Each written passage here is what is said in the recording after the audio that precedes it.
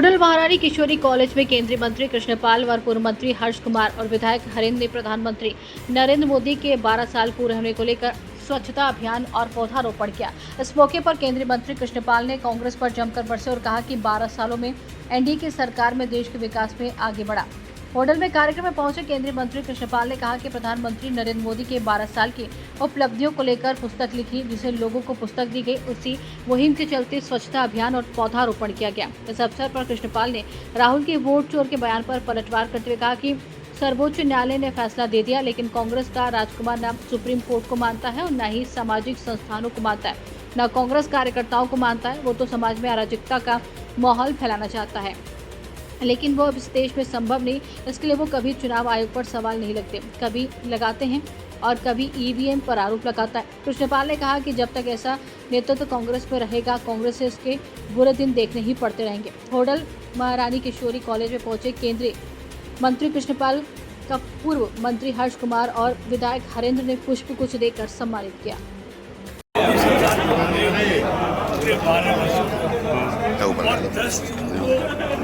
मोदी जी ऐसी शख्सियत है जो देश के पहले निर्वाचित प्रधानमंत्री हैं। इन्होंने सबसे लंबे समय तक प्रधानमंत्री का कार्य करने का गौरव प्राप्त किया।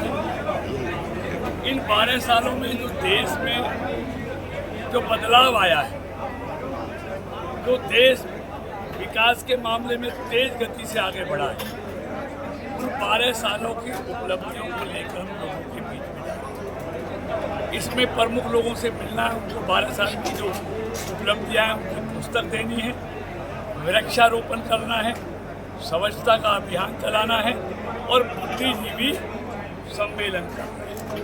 आज सुबह पलवल में था, अभी होडल में महारानी किशोरी बाई मेमोरियल कॉलेज में हमारे पूर्व मंत्री भाई हर्ष जी ने और यहाँ के विधायक भाई हरेंद्र राव जी ने यहाँ एक भव्य आयोजन वृक्षारोपण का, स्वच्छता अभियान का और बुद्धिजीवियों से मिलने का और प्रमुख लोगों से मिलकर उनको पुस्तिका देने का कार्यक्रम किया है। ये 11 साल विश्वास के, विकास के और जन कल्याण के रहे हैं। और देखिए, कहते हैं नीयत साफ हो और नीतियाँ सही हो तो परिणाम दिखते हैं। मोदी जी की नीयत भी साफ है, उनकी नीतियाँ भी अच्छी हैं, इसलिए देश में हर क्षेत्र में परिणाम देखने को मिल रहे हैं। और आज इसलिए भारत ने इन 12 सालों में 10वें नंबर से 4वें नंबर की अर्थव्यवस्था बनने की एक बड़ी छलांग लगाई है। जहाँ देश को आर्थिक तौर पे मजबूत किया है, वहाँ देश की सांस्कृतिक विरासत को भी मजबूत किया है। उसका एक उदाहरण है, पहले लोग नए साल में या तो 5 स्टार होटलों में जाते थे या पर्यटक सत्रों में जाते थे।